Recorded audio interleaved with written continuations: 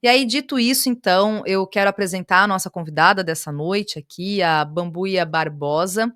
Ela que é graduada em letras, ela atua como educadora contracolonial, ela desenvolve um trabalho que ela mesma define como desletramento, e há 17 anos ela se dedica ao estudo de tradições afropindorâmicas, que aí integra, inclusive, a criação de conteúdos anticoloniais. Ela também é cofundadora do Camaradas do Fim, que é um coletivo para a organização da raiva.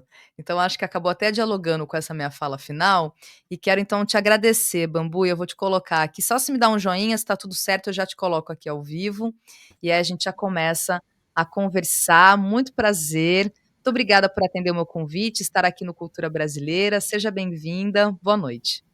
Boa noite. Vocês estão me ouvindo bem? Estamos. Ai, Thalita, nossa, eu estou muito feliz de estar aqui, viu?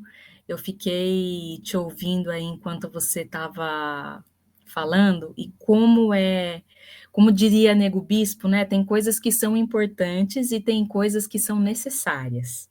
E como é necessário a gente ter essa, essa avaliação, assim, esse panorama da política hoje, né? Que você faz com maestria, assim, induzindo, incentivando para o pensamento crítico mesmo, né? E eu acho que a organização da raiva vai muito ao encontro mesmo disso, né? Induzir ao pensamento crítico e a investigação de que a raiva é legítima, né? A gente foi, a gente foi ensinada, educada, domesticada a colocar a raiva debaixo do tapete, porque isso não pertence à salvação cristã, né? E na verdade, a gente precisa se apoderar disso, né? Então, eu agradeço muito pelo convite, estou muito feliz de estar aqui e vamos embora, né? Organizar essa raiva aí. Aí, inclusive tem essa frase que já virou inclusive produto, né, as pessoas compram, tem bandeira, tem camiseta, e eu vi ali na sua página que você fez um post, há alguns dias, justamente tratando dessa questão do defender a alegria e organizar a raiva. Inclusive, Bambuia, para te falar desculpa, para te falar que de alguma forma um pouco da proposta desse programa aqui que a gente tem, pensado junto com o Jones Manuel e a partir do que a gente tem aqui como proposta de portal, de notícias, é a gente pensar na cultura justamente como esse lugar de resistência de alguma forma, né. Eu acho que, organizar a raiva e defender a alegria, ou seja, ter momentos de alegria e entender essa alegria nesse lugar, não da alienação propriamente dita, mas da alegria como, um lugar de direito também, né, desse corpo que só querem que a gente trabalhe, trabalhe, trabalhe, trabalhe, mas a gente fala: "Não, a gente tem o direito de ser feliz, de ter momentos bons, né, de ter esse direito ao gozo", né, nesse sentido realmente amplo da palavra. Bom, e aí falar tudo isso e queria te ouvir mesmo um pouco mais, a partir dessa avaliação e desse seu trabalho que você faz e que você coloca, de alguma forma, como horizonte, essa questão do defender a alegria e organizar a raiva. O que que é isso para você e como é que você coloca isso nesses seus projetos todos, né, na educação, de alguma forma na cultura também? Então, queria te ouvir sobre essa questão toda. Então, você falou, né, da alegria.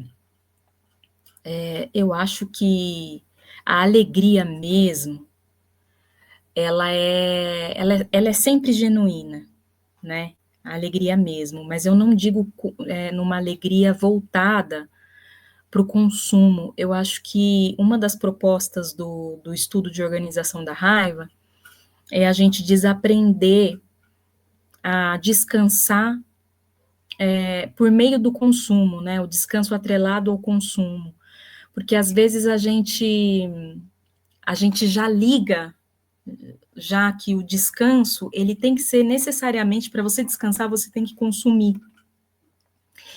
E eu acho que a alegria genuína ela está ligada a coletivo, e ela está ligada à roda, né? Eu acredito muito que sempre que tem uma alegria genuína ali envolvida, tem alguma roda. Uma roda de conversa, uma roda em volta de uma fogueira, uma roda de samba, né?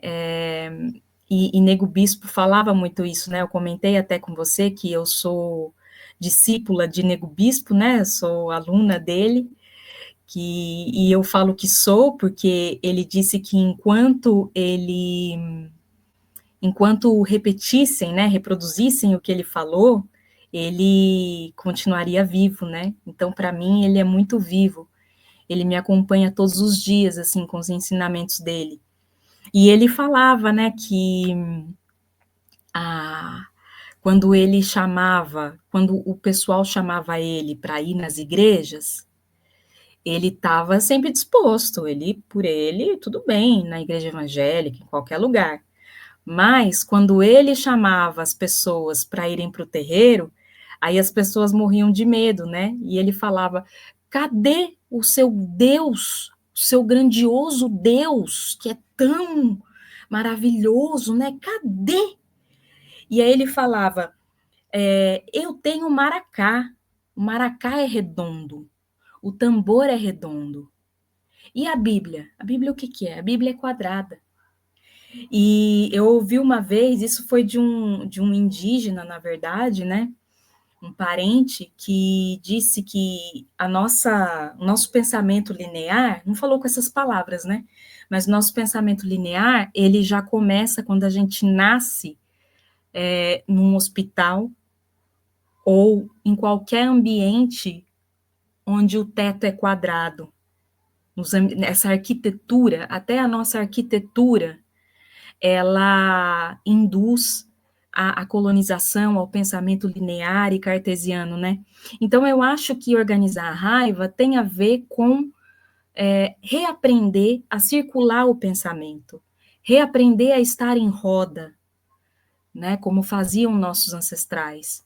Então, isso eu acho que hoje, adaptado para o nosso momento, para a contemporaneidade, eu acho que a gente pode usar uma roupagem virtual, digamos, né?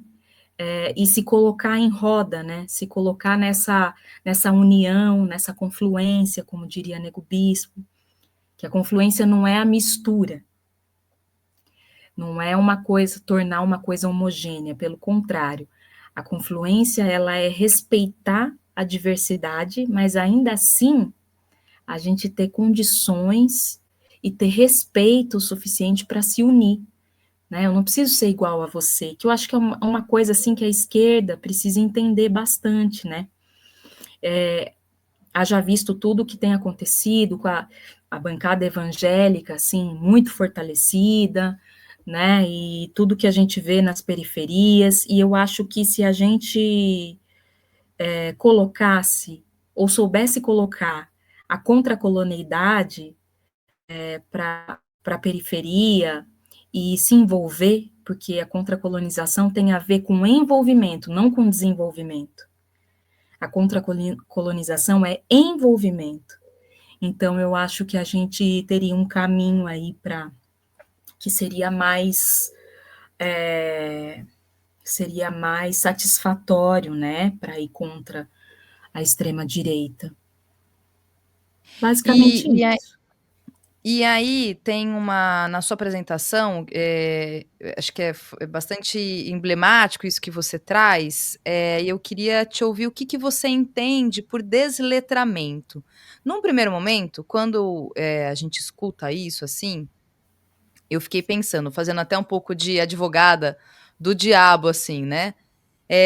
Desletramento não pode cair, por exemplo, num discurso meio anticientificista, algo nesse sentido. E aí eu queria te ouvir sobre esses dois aspectos, né? O que que você entende sobre desletramento e como a gente consegue dialogar mesmo com a ciência, como esse aparato, essa estrutura mesmo que dá legitimidade e caminhos ainda que não seja por completo, e a própria análise crítica do que a gente entende por ser ciência também, né, porque eu acho que passa um pouco por isso também, porque já que a gente está muito calcado nessa ciência que é do iluminismo, europeia, muito eurocentrada. Então, queria te ouvir sobre essa sua ideia mesmo sobre desletramento e a partir, inclusive, do que vem desse entendimento sobre ciência. Eu não tenho interesse em ser coerente com o academicismo, né? Porque eu acho que a periferia, por exemplo, o interesse da periferia não como que eu vou dizer? Não é dialogar com a ciência no primeiro momento, ou aparentemente. É claro que nas bases, né, nas bases políticas, é totalmente de interesse de toda a população dialogar com a ciência, mas, a princípio, dentro do que a gente precisa fazer, eu não acredito que o interesse principal seja agradar o que é academicista, ir ao encontro disso, né? Eu não estou me importando muito com isso. Eu acho que o desletramento ele vai muito ao encontro da questão do autoconhecimento, porque a gente aprendeu que o autoconhecimento. Esses dias eu até postei uma coisa na minha página falando sobre isso, sobre a palavra evolução. Porque muitas pessoas usam essa palavra não de uma maneira científica, porque a evolução é uma palavra científica, ela é uma palavra neutra. Ela não significa que a gente está ascendendo, subindo uma escada ou subindo uma pirâmide, assim, parece, né? Ai, eu estou evoluindo e dá a impressão de que conforme mais a gente evolui, é um lugar com poucas pessoas, com poucas almas que conseguem ascender a um estado iluminado, né?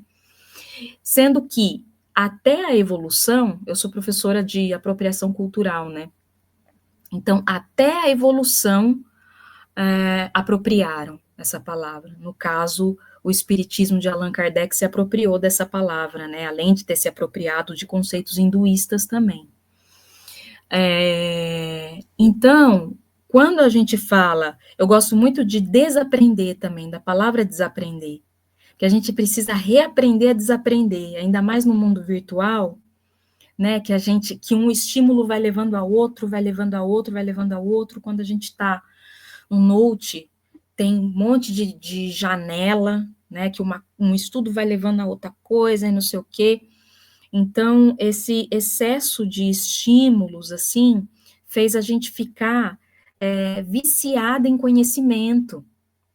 Isso é ocidental. Isso é uma estrutura monocristã, europeia, né? E isso vai contra o descanso também. Então, quando eu falo desletramento, eu falo até fazendo uma analogia irônica com a palavra letramento também. Porque hoje em dia está muito na moda, né? Virou hype, letramento.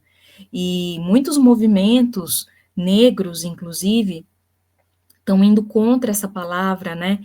Principalmente movimentos mais pan-africanistas, porque o intuito desses movimentos é resgatar as memórias que precisam ser resgatadas, resgatar uma subjetividade fortalecida,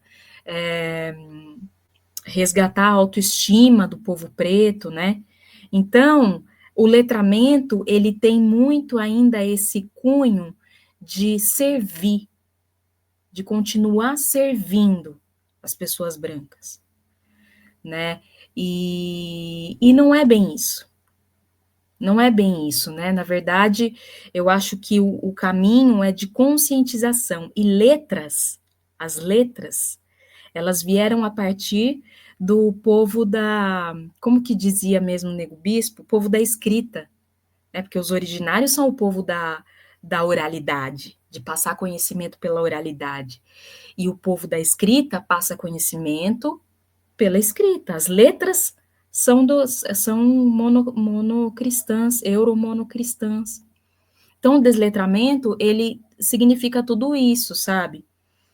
Até para desmistificar essa coisa da pessoa matuta, sabe? Então, eu acho que reverenciar o nosso povo é reverenciar o matuto, sabe? O caipira, o sertanejo, a pessoa, sabe, do interior que tem pouco letramento, mas muita sabedoria, que eu acho que era como o Nego Bispo. Muita sabedoria, muita inteligência e, assim, talvez não tivesse um letramento tão técnico e tão academicista, mas para quê, né? Então, o desletramento quer dizer isso, por aí. Muito bom.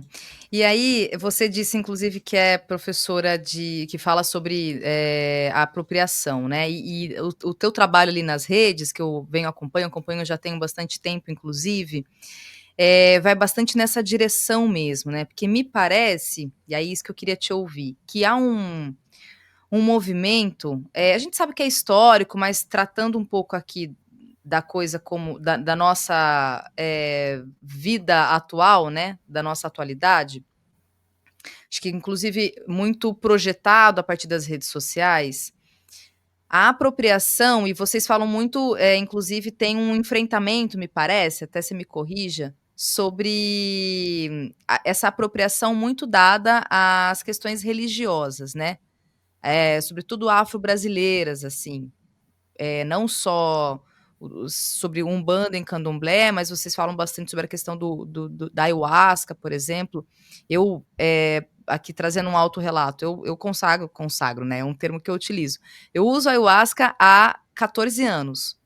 Então, eu já passei por muitos lugares em que é o puro suco da apropriação e gente enriquecendo, inclusive, e falando muita bobagem, sem a menor responsabilidade, e mais do que isso, completo desrespeito de onde que vem, com os povos originários, com os indígenas, né?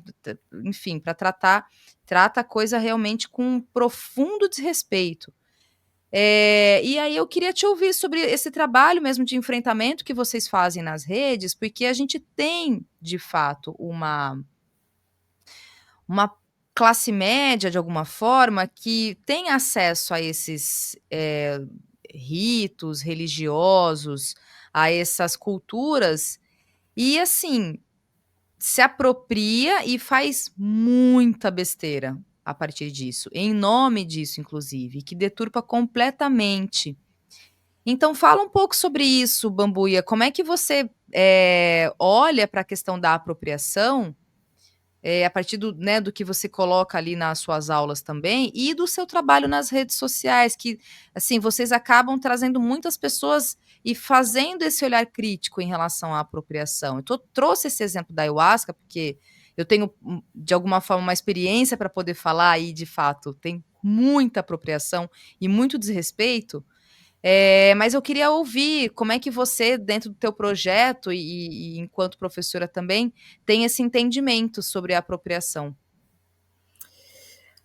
Eu sirvo a ayahuasca desde 2014, né? Só que até o final de 2023, eu servia a ayahuasca mesmo, né? Eu tinha uma casa com CNPJ estabelecido, tudo bonitinho, tinha um instituto ayahuasqueiro que ficou aí nesses quase 10 anos vigente, né, ativo. Então eu servia, fazia esses rituais, e hoje eu sirvo a ayahuasca, com crase, né? Não sirvo a bebida, mas eu sirvo a ela.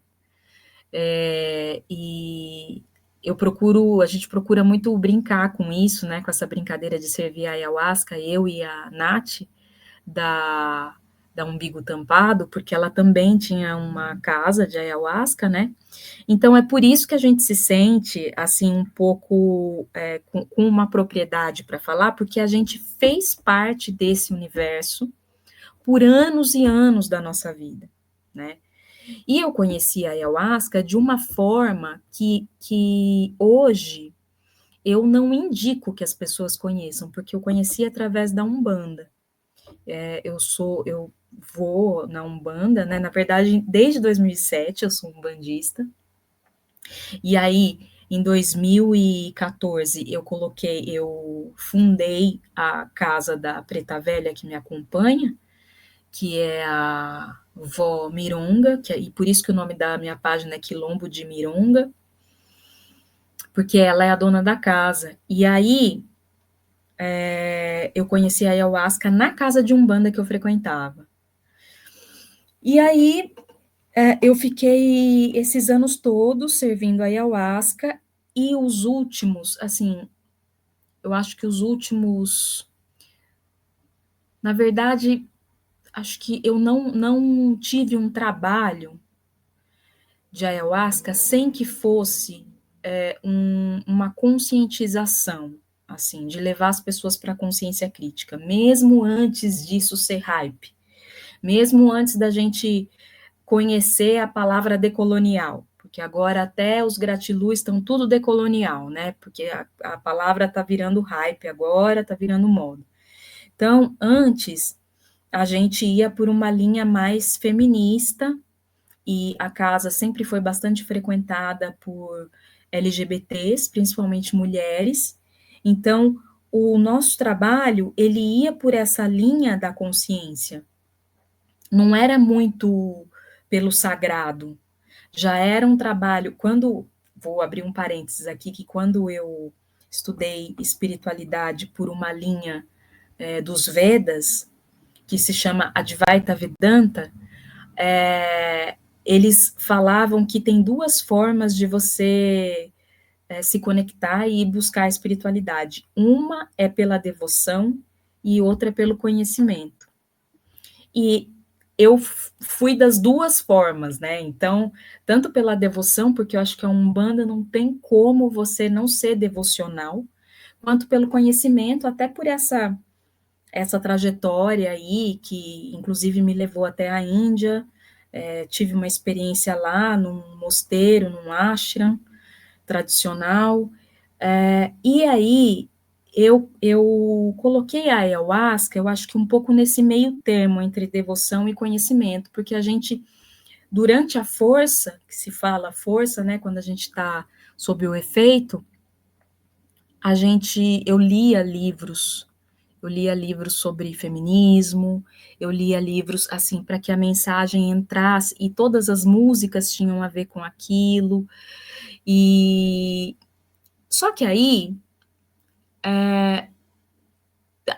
a partir de 2020, por aí, eu comecei a ter uma consciência, estudar sobre afrocentramento e antirracismo. E aí os trabalhos também foram por essa via. E aí, estudando sobre antirracismo, uns anos, direcionando os rituais dessa forma, eu cheguei à conclusão de que eu não tinha, esse protagonismo não deveria ser meu. Quando eu comecei a esboçar essa vontade de parar de fazer trabalho, as pessoas falaram: imagina, o seu trabalho é necessário, porque ninguém faz isso e tal, tal. Mas eu não tive o que fazer, né? Porque quando a gente enxerga ou percebe as coisas, não tem um colírio para a gente desver aquilo, né? E aí eu decidi parar de fazer esses trabalhos, e justamente pelo que eu considero apropriação. Apropriação, eu me aproprio de um protagonismo que não é meu. Porque a apropriação, eu acho que ela acontece em várias camadas e de várias formas diferentes.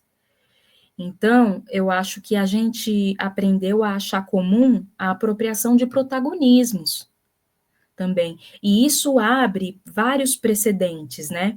Minha casa era uma casa de mulheres, eu que conduzia, então eu sou uma mulher LGBT, então era os homens que iam, eram 2 ou 3, até porque a minha linguagem, assim, não sei, né, acho que afugenta um pouco os homens, porque eu sou séria, rígida, enfim, pelo menos em relação a essas coisas eu era um pouco rígida, né?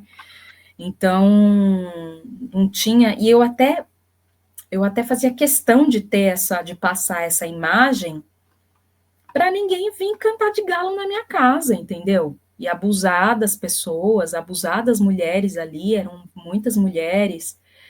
E então eu acho que é isso, né? Eu acho que a apropriação ela perpassa por várias camadas. Então, hoje nas linhas universalistas, o que a gente vê? A gente não vê só uma apropriação do protagonismo da ayahuasca, mas a gente vê a apropriação de elementos também, elementos da cultura indígena. A gente vê branco de cocar servindo ayahuasca, né? E a gente vê outros exemplos também de elementos sendo apropriados. Ah, mas até você acha errado o branco? Não é que eu acho errado, existe uma ética, né? Ou pelo menos deveria existir. Às vezes, o indígena, ele entrega um cocar, ele reza o cocar e entrega para a pessoa. Mas muitas vezes não é isso, muitas vezes a gente sabe que é um tokenismo ali, né? Que é uma. Ou até trazer os indígenas para fazer ritual é um tokenismo, né? Usar aquela imagem assim, olha como nós somos decoloniais, olha como nós estamos ajudando a aldeia aqui, nós estamos trazendo o indígena para cá, mas tem tantos problemas envolvidos em trazer o indígena para a cidade, e o que virou isso lá nas aldeias, né? O bom é que muitos jovens estão resgatando, está resgatando a cultura para muitos jovens, essa cultura do canto, da reza, né, do violão, que os jovens estão se empenhando em aprender mais, que era uma coisa que tinha sido perdida para algumas etnias, ou estava meio que esquecida.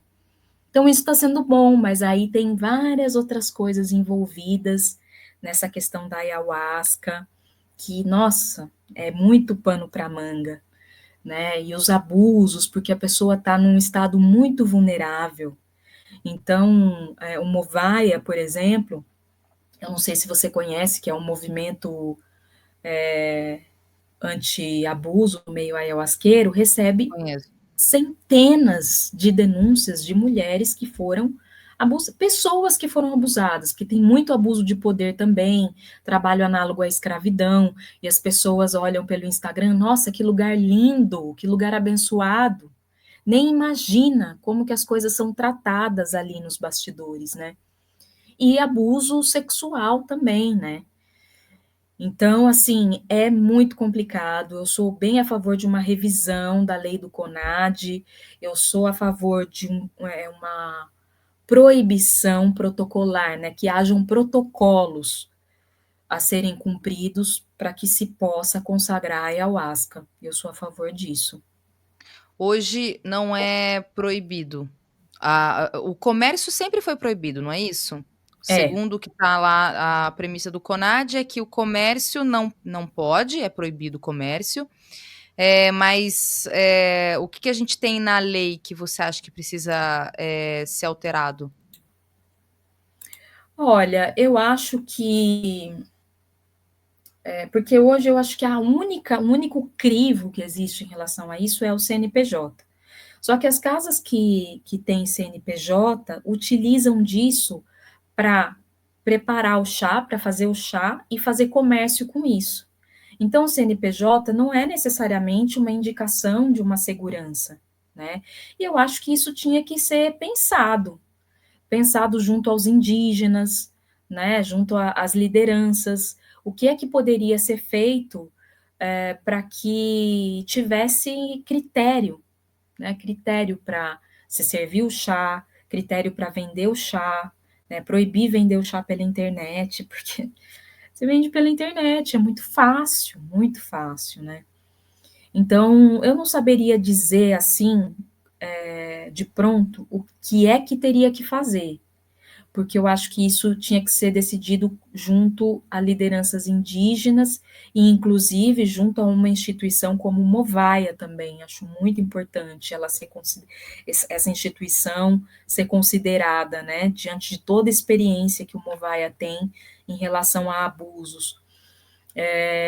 Mas eu acho que tem que ter aí uns critérios fortes, assim, para se colocar, para serem colocados, sabe? Porque Entendi. tá. Deixar uma legislação mais rígida, né, mais É, fortalecida nesse sentido, diante do que se sabe que acontece realmente, fora esses casos desses crimes todos, né, de abuso, de estupro, dentro desses contextos todos, né, lideranças, assim, muitíssimo conhecidas e que submeteram mulheres e pessoas em geral a, enfim, todo tipo de violência mesmo, né, então esse é uma discussão bem séria, e acho que mostra o caráter que é uma extensão do que a gente tem na sociedade, né, Bambuia? Assim, a gente está falando de lideranças religiosas e se há algo que que a gente está tratando de relação de poder, isso acontece também nesses contextos todos aí, que eu acho mais grave ainda, em razão justamente do Estado, que a pessoa está ali naquela situação mesmo de estar num rito, né? Então, acho que eu vou na mesma direção que você sobre essa questão da legislação em si. E queria aproveitar, inclusive, só para ler, que foram chegando alguns comentários aqui que eu fui separando sobre um pouco do que a gente estava conversando. A Fabi Martins, ela diz que já te conhecia, né? Já te viu no Instagram, do Umbigo Tapado. Essa página, Umbigo Tapado, eu sigo ela e ela faz memes também, né, piadas e tal, com essa análise crítica, justamente em relação à apropriação, né, esse termo cunhado aí de jovem místico, né, o jovem místico e tudo aquilo que a gente sabe de problemas aí que vem junto, né, com essa ideia do jovem místico, que é o problema, a questão da apropriação mesmo, né. E aí, se você quiser fazer algum comentário, pode fazer, tá? Desses comentários que eu vou ler agora. Também aqui, olha só, eu separei esse comentário do Gabriel Cariello, que ele disse que conheceu a Ayahuasca por causa de uma rave, que já vê a tragédia que é, porque a gente está tratando de algo muitíssimo sério, de um contexto bastante ético para fazer uso, e aí é isso, né, que a gente tem, né, Bambuia? Uma pessoa que está numa festa. E aí tem gente que acaba fazendo uso nesse contexto, na minha avaliação, completamente deturpado. Também aqui o Peter Vitus, que diz: "No capitalismo tudo vira mercadoria, inclusive a religião, não sei se apropriação é um termo adequado". Também aqui o Pablo Freitas, que diz: "Não sou ayahuasqueiro, mas conheci em livros e filmes o Alex Polari, que foi um guerrilheiro preso e torturado na ditadura e se tornou padrinho do Daime depois que saiu da prisão". E aí ele acaba falando aqui que tem um vídeo recente dele, no qual ele faz referência à luta de classes e chama a atenção que é necessário entrar no debate político para diminuir ataques e proibição ao Daime. E o Peter Vitus pergunta o que é tokenismo, que ele também não entendeu esse termo. Se você puder explicar também, será ótimo. então, tokenismo é uma prática de inclusão de pessoas de grupos oprimidos, só que de uma forma superficial.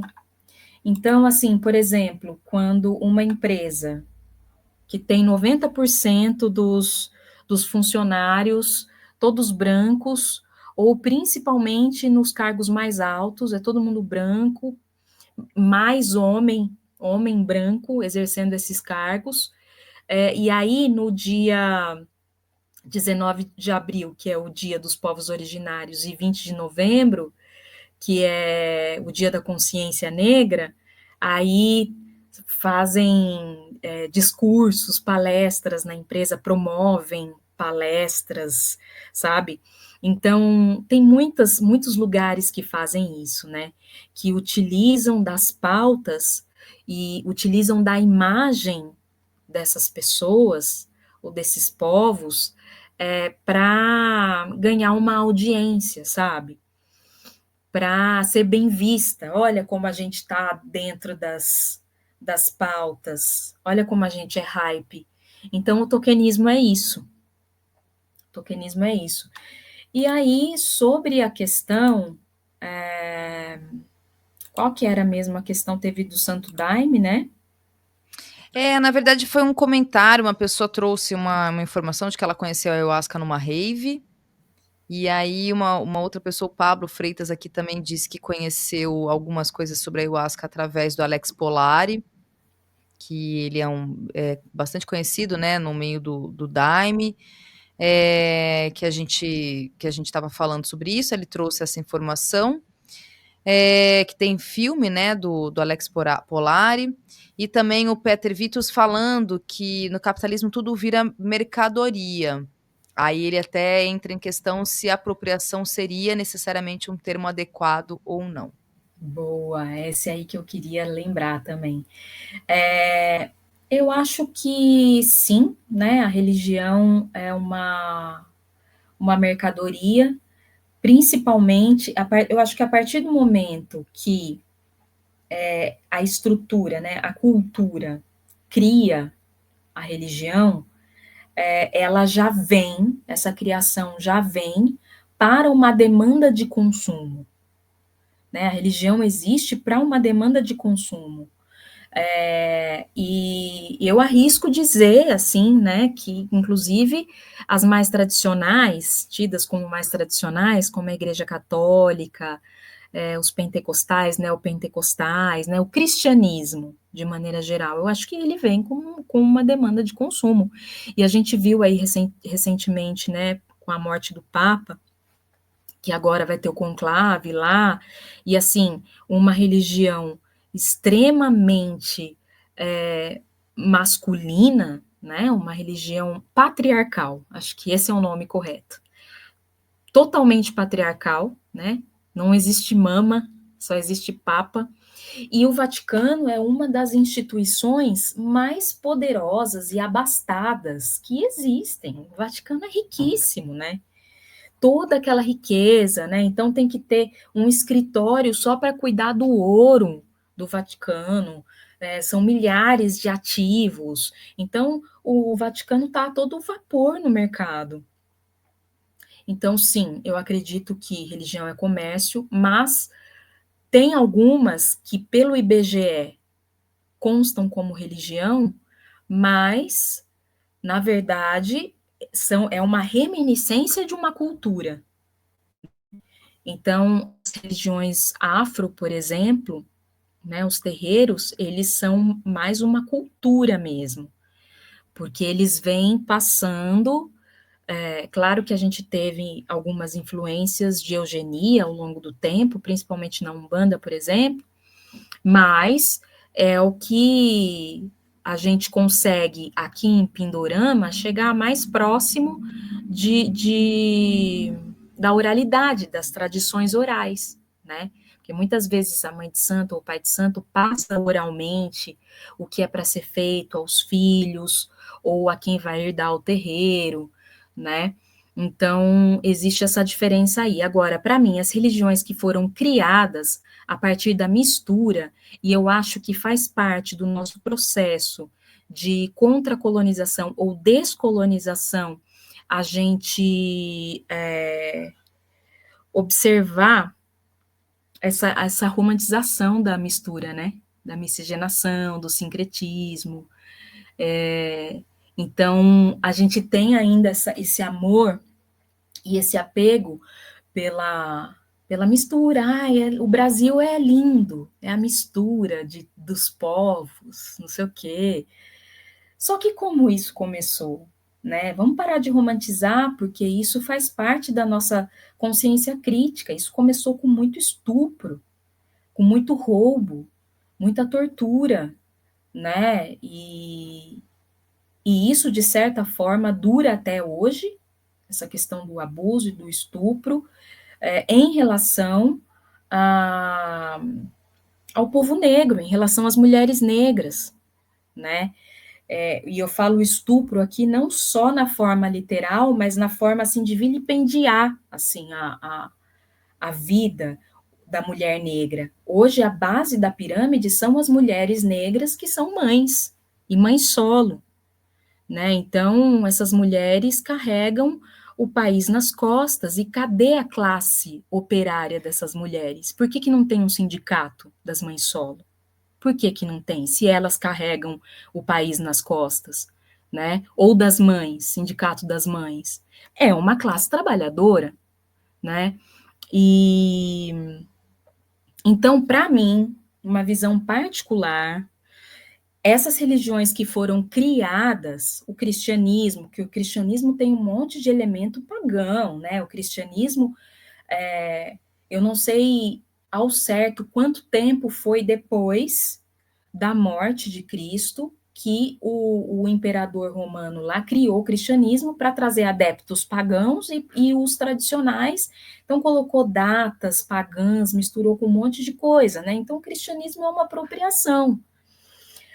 E assim como outras que foram criadas, eu tenho uma visão sobre o Santo Daime que é muito polêmica, né?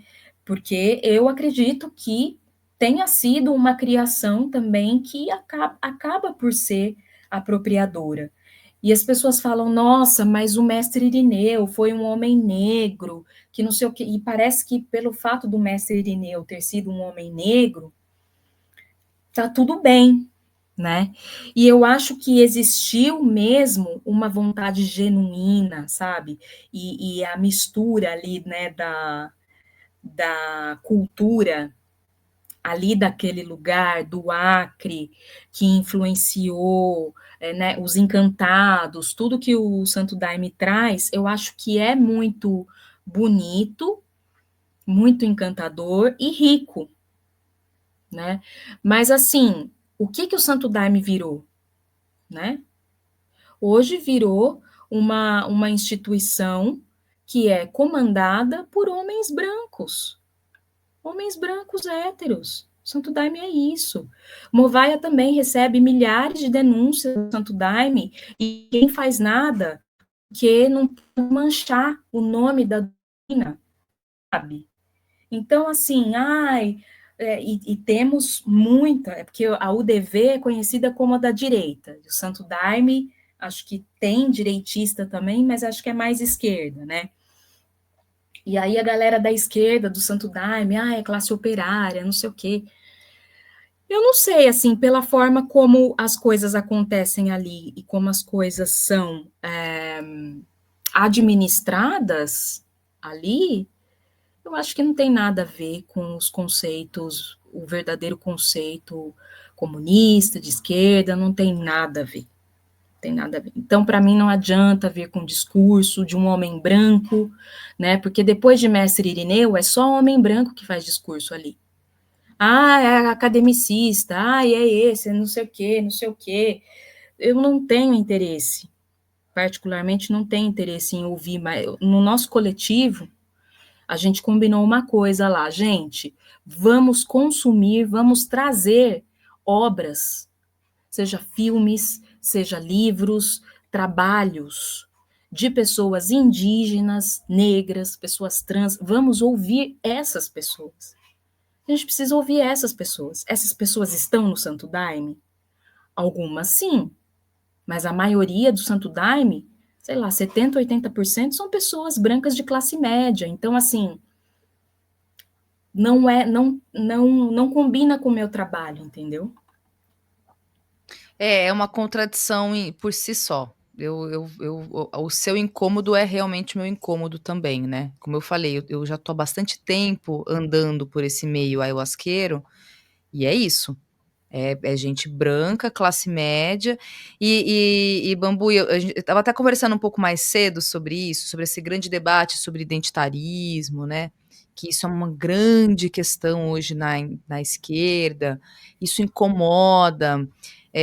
aí tem todos os equívocos, aí tem essa discussão toda, mas é que o fato é que há uma hegemonia ainda, muito perpetuada para tudo, aqui hegemonia para tudo mesmo, que é realmente ter espaço e voz, esse homem branco, cis, hétero, e a gente falar sobre isso causa problemas. A gente aqui mesmo, por exemplo, o que a gente faz aqui no programa, Bambuia, é uma contracorrente de fato, porque mesmo dentro da imprensa alternativa, da imprensa progressista que fala, dos canais todos, falar sobre isso e trazer pessoas que não tenham essa figura, branco, cis, hétero, e falar sobre isso é a audiência cair na hora. É uma coisa assim, porque é isso, sabe? Trazer, a gente procura, que a gente tem como proposta no Cultura Brasileira, justamente fomentar essas outras vozes. Essas outras vozes. E o que a gente tem aqui é um esforço homérico, por isso que a gente pede ajuda, apoio, etc., porque não tem nada dentro dessa coisa de corriqueira, de portal de notícias, de trazer e pensar a conjuntura política, que não tenha nada sendo encabeçado por essas figuras, esse perfil. O homem branco, cis, hétero, e com tudo que ele carrega que a gente sabe. Então, esse é um pouco desse nosso esforço aqui mesmo, sabe? Então, e a gente sabe que mesmo dentro do nosso campo, isso traz consequências. A gente não vai ter lives altamente não é nem lucrativas, mas que se pague, né? Lives que possam fomentar, viabilizar materialmente mesmo o canal e etc. Mas a gente está aqui, né? Alguém de alguma forma precisa falar sobre isso. Então a gente está aqui de alguma forma. E aí eu queria então só ler um pouquinho mais do que chegou e fazer uma última pergunta para você. Só aproveitando aqui que o Tunda Sanconfa diz: aqui onde moro mesmo tem um pajé, entre aspas, cobrando uma dinheirama em fazenda com sobrenome europeu para fazer, entre aspas, vivência de imersão na mata, consagrando as raízes, com inscrição entre 500 e R$ 1.000. E então acho que só ilustra um pouco dentro disso que a Bambuia está falando a respeito. E aí eu queria te ouvir, Bambuia, sobre o projeto Camaradas do Fim. O que, que é exatamente esse projeto? O que, que vocês se propõem ali no plano mesmo de ação e no plano discursivo também, que é importante, né? Sobre o que vocês colocam ali. O que, que seria o projeto Camaradas do Fim? Então, Camaradas do Fim surgiu com a Nath, que é uma grande amiga e parceira desses projetos, que a gente estava conversando um dia sobre o quanto é difícil a gente ser inimiga do fim. Na verdade, a gente aprende também, a gente é domesticada a ser muito inimiga do fim, né? A gente não sabe lidar com a morte. Inclusive, a ayahuasca, o interessante dela, né, é que ela é uma mestra que nos ensina a morrer, né? E tem vários mestres tibetanos de outras linhagens que ensinam as pessoas, são mestres para ensinar as pessoas a morrerem, né? É claro que, assim, a princípio tem aquela questão de ser uma morte simbólica, a morte do ego e tal, mas que, né, é morte. E então esse termo surge diante dessa dificuldade que a gente tem de lidar com a morte e da gente, assim, evocar um descanso em relação a isso. Porque a gente é muito preocupada, né? Preocupada com o futuro, preocupada com o que vai ser, quer controlar as coisas, cria milhares de expectativas sobre tudo. Então, Camaradas do Fim tem uma proposta da gente se colocar para agir agora, né? Porque a gente não sabe quando a gente vai estar viva, a gente não sabe o que vai acontecer, a gente não tem controle de nada. Então, a gente precisa agir agora, né? E isso vai muito ao encontro do que a gente considera o que é revolução, né? basta a gente fazer o que está ao nosso alcance e vamos ver no que vai dar, porque aí os caminhos a gente vai, sabe, vai se ligando às pessoas certas, as coisas vão surgindo, mas a gente precisa começar, a gente precisa caminhar, o movimento, né? Tanto que o contrário da morte, que é a vida, é movimento, impermanência. Então, camaradas do fim, eu acho que, teoricamente, assim, né, para embasar, eu acho que é esse o ponto, essa a essência. E aí, Nego Bispo, ele me falava, né, falava para todo mundo, assim, uma questão de que a gente precisa deixar de ficar falando mal do trabalho dos outros. A gente precisa parar de fazer isso e focar no nosso trabalho. E eu acho que eu passei um último ano inteiro, eu passei numa super depressão, sabe? Eu fui até o fundo do poço, foi uma fase muito difícil para mim. E, e eu acho que a organização da raiva veio literalmente para eu organizar tudo aquilo que estava borbulhando dentro de mim, sabe? E que eu não sabia o que fazer com aquilo. E quando a gente não sabe o que fazer, eu acho que é muito fácil transformar em angústia, transformar em tristeza, ficar aquela coisa, aquela cruz, aquela coisa acumulada, sabe? Então, Camaradas do Fim traz essa força de vida, de movimento, do fim da procrastinação, sabe?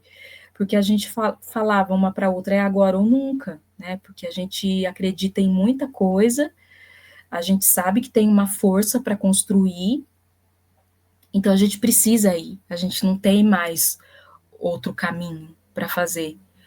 E aí, com isso, me veio o que Nego Bispo falava, né? Que você até comentou das nossas páginas, que a gente faz uma denúncia, né? Outras páginas hoje em dia, ainda mais do que a minha, já tem páginas que faz tempo que faz isso, faz uma denúncia sobre apropriação nessas várias camadas, tanto da ayahuasca quanto de outras práticas. E aí eu sempre sofri muito hate, né? Muito hate. E aí eu estava precisando, né? O meu professor de Umbanda, Cláudio Zeferino, ele fala muito do moió, o quanto é importante, né?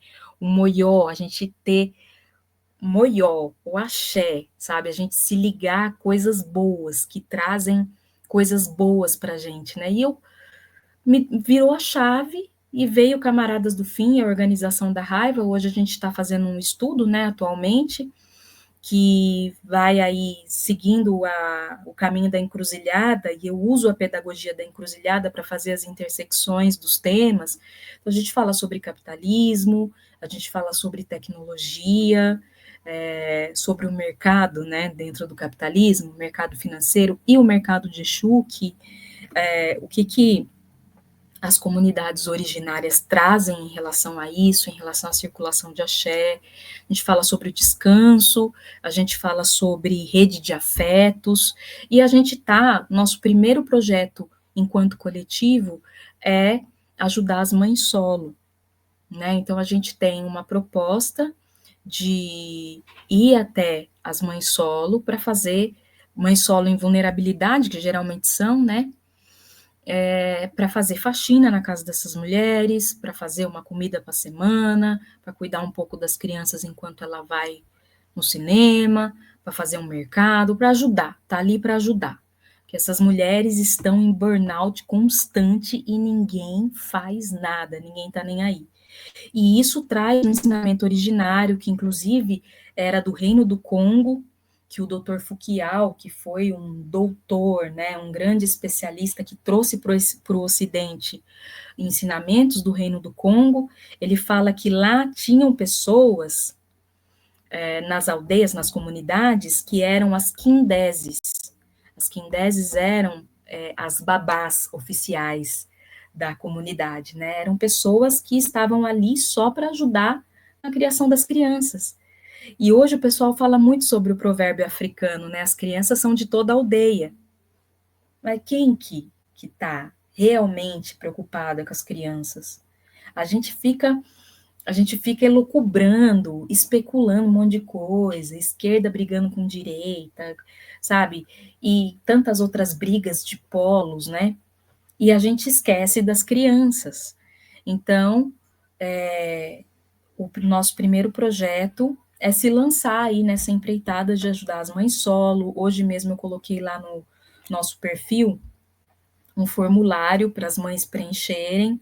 A gente está no coletivo com quase 300 pessoas, e muitas delas estão dispostas a ajudarem, né? Tem de vários cantos do Brasil.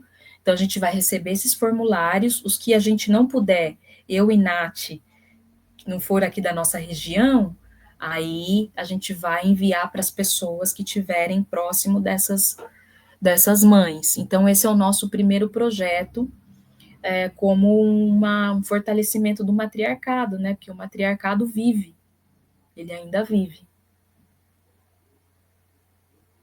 Muito bom, maravilhoso. Se me permite, antes de me despedir, só trazer um relato para você, Bambuia, que eu acho que dialoga muito com o que você trouxe, ilustra, na verdade, e dizer aqui um pouco para nossa audiência o tamanho da importância desse tipo de iniciativa. Eu ouvi há alguns dias a história de uma mãe solo, e ela tem 2 filhos, neurodivergentes, né? Então, os 2 têm diagnósticos de autismo, um num grau um pouco mais elevado, o outro num grau mais moderado. Mas, em resumo, essa mulher que não tem a ajuda dos pais do pai dessas 2 crianças, ela tem 2 trabalhos, 2 empregos, ela mora numa comunidade aqui numa favela aqui do Rio de Janeiro, né? Tô aqui no Rio de Janeiro, e ela, Bambuia, ela teve um episódio, o que aconteceu? Ela foi denunciada para o conselho tutelar em razão do quê? Teve uma tarde, olha a história, gente. Teve uma tarde em que ela estava com as 2 crianças, ela precisava trabalhar, e aí ela, justamente por ter os 2 filhos neurodivergentes, ela ensinou um deles a pedir ajuda. Por conta disso, né, tá numa comunidade, tá numa favela, com tudo aquilo que a gente sabe que é o contexto de uma favela, na cidade do Rio de Janeiro, etcétera, e ela ensinou o garoto, um menino, não tem 10 anos o garoto, mais velho, a ir na janela e pedir ajuda, caso ele se sentisse em perigo, alguma coisa assim. O que aconteceu? Ela, precisando trabalhar, as 2 crianças ali e tal, ela tomou um remédio, porque faziam dias que ela não estava conseguindo dormir, e ela capotou. Ela dormiu, assim, numa tarde por umas 4 horas ali, no intervalo entre um trabalho e outro, ela trabalha em casa, etcétera, ela dormiu. Esse filho dela não viu que ela estava dormindo, ela fechou a porta, alguma coisa assim. O que aconteceu? Ele pediu ajuda na janela da casa, as pessoas desesperadas chamaram a polícia foi até lá, até ela explicar que ela estava dormindo, porque ela estava cansada. Assim, eu só tô tentando ilustrar, não sei se deu para entender um pouco a história, eu tô tentando resumir bastante ela, porque é isso, depois chamou o conselho tutelar, ela teve que apresentar o conselho tutelar, que ela tem emprego fixo, que ela tem toda essa questão, que ela é mãe solo, que ela não sei o quê, enfim, tá todo mundo com processo lá no conselho tutelar. Mas quando eu ouvi essa história, porque ela é conhecida de um grande amigo meu, eu pensei comigo, cara, olha a tragédia que a gente tem nesse país, que essa mãe, essa mulher, ela não tem o direito de dormir, de descansar, porque ela descansou, ela precisou dormir ali por um tempo, porque ela estava muito cansada em razão de toda a vida, e ela foi denunciada para o conselho tutelar. Então, assim, para mim, eu falo, cara, se isso não é urgente, me desculpem, a gente está muito errado. A gente está muito errado. E eu fico imaginando como é. Eu não sou mãe, então não consigo imaginar o que é a rotina de uma mãe, uma mulher que não tem absolutamente não é nem ajuda, que não é de ajuda que a gente está falando, mas o compartilhamento de responsabilidade dessa criança, nem com o Estado, nem com o pai da criança, que a gente sabe qual que é a realidade desse país em relação à paternidade. Então, assim, é uma tragédia, sabe? É assim, é um lugar, e aí quando a gente trata disso, e aí a gente tenta levar isso para o campo político, a gente é obrigada muitas vezes a ouvir que isso não é tão urgente, que há outras questões mais urgentes. E aí quando a gente está tratando disso, isso sempre tem que estar num campo secundário, sempre colocar para depois. Isso é sempre para depois, sempre tem alguma coisa mais urgente que não isso. É isso, sabe? Me desculpa, assim, eu só tentando dialogar com esse projeto que você está trazendo, para a gente entender que essa é a realidade que a gente tem de mulheres que vivem sozinhas, que muitas vezes são criminalizadas, como por exemplo essa história que eu acabei de contar aqui, porque elas são literalmente abandonadas, ficam à própria sorte. E aí é isso, não tem direito nem de dormir, nem de descansar numa tarde. Thalita, se não for importante a gente dialogar com a base dessa sociedade, eu não sei mais o que é. Essas mulheres estão na base da sociedade. Ou são mães solo, ou são mães que têm seus companheiros, geralmente de um jeito bem trapalhado, né? As moradores da. Sim, as mães atípicas, também, estou vendo aqui o Gabriel falou. As mães atípicas, as mães negras, são mulheres que estão em estado de sofrimento profundo. E o que mais me incomoda, eu também não tenho filhos, e o que mais me incomoda, quando eu me dei conta disso, eu falei, putz, não acredito, porque o movimento negro, por exemplo, alguns hoje, vários, né, ainda se pautam no antirracismo. O antirracismo é bastante falado e comentado, né? Você não tem que ser contra o racismo, você tem que ser antirracista, né? E, e aí, o antirracismo, ele se baseia na consciência crítica da pessoa branca, junto também à reparação histórica.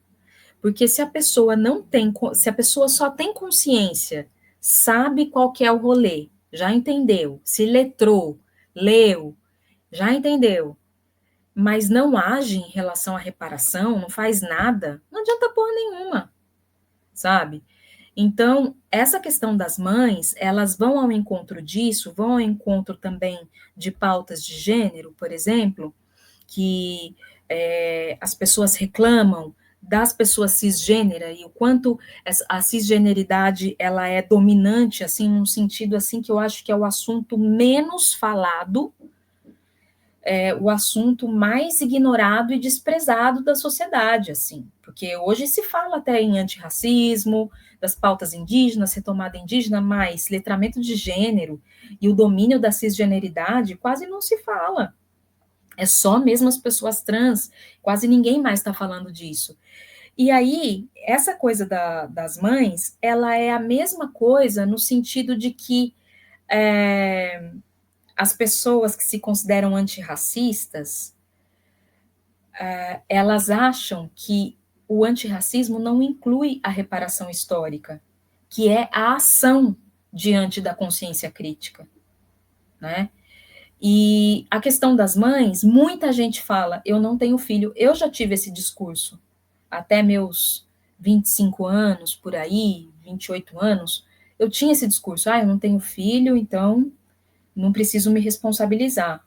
E as pessoas falam isso de um jeito, é uma violência tão grande falar isso, porque as mães não escolhem ter filhos, a maioria não escolhe, mesmo quando é planejado, acontecem milhares de coisas, os caras não vêm com um crachá, eu não presto, às vezes é planejado, e aí acontece um monte de coisa, o cara dá mancadas mil, né, e separa, e com quem que fica a criança? Vai ficar com a mãe, geralmente, na grande maioria das vezes, né, e aí, o meu apelo, o nosso apelo do coletivo é pessoas que não têm filhos, porque quem se importa com as mães são só elas mesmas, porque só elas sabem o que elas passam.